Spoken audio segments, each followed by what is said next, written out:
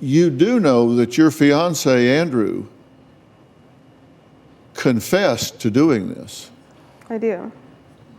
He confessed under oath.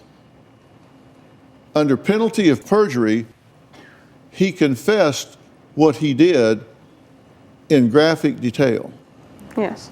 What I was told by him and some family members of his is that he was just telling back everything that he was told happened, and that he just wanted to get out of the room.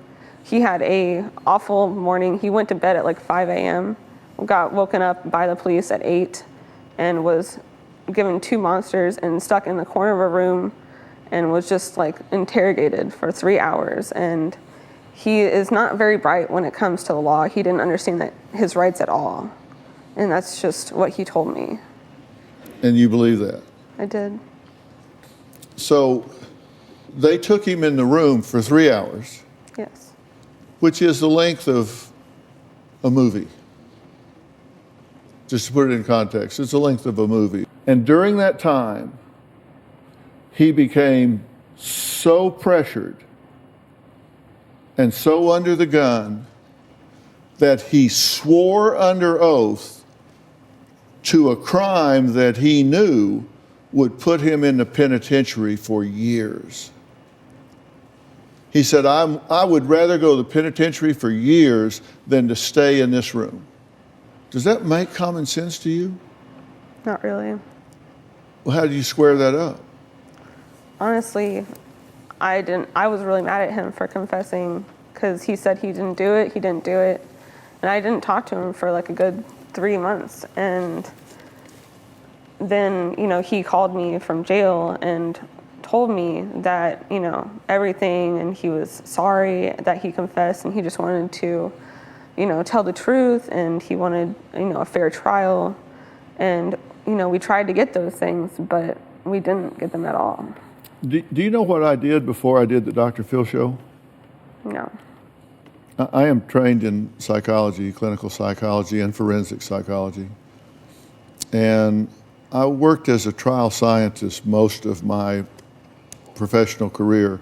I've lived in trial. I know what a false confession is. I've seen it. I've seen a false confession. And I don't believe I've ever seen one in 3 hours. But that didn't give you pause when he confessed? It did. I was immediately taken back when I heard about it. And he just convinced me that he wasn't guilty, that he was innocent. And honestly, I've been with him for like 3 years now. You knew he confessed, right? Yeah, I'd heard that he'd confessed, yes. What did you think about that? It validated my daughter's claim. It validated everything. I believed her from the start, but that gave it structure, if you know what I mean, Dr. Phil. It brought it all to light, and it allowed a little bit of healing to actually start for her. I've got a question for you. I asked her question. She said when this came to light, she had to either be with her daughter or be with Andrew. So she sent her daughter away to be with Andrew, which it's mind-boggling. I find mind-boggling. She sent her to her parents, but that's away. Your daughter tells you that a man is molesting her. Yes.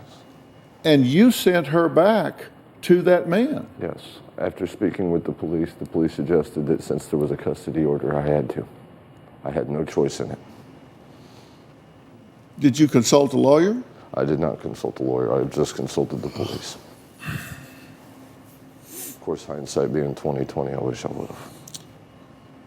So you delivered her back into the hands of who you believed to be a predator? Yes, Dr. Phil, and I hated every second of it. Every absolute second of it, and I still do to this day. How do you do that? How does a father take an innocent child and deliver her back into the hands of her molester? If you believed it, you delivered her back into the hands of her molester. To this day, I wish the police would have told me something different.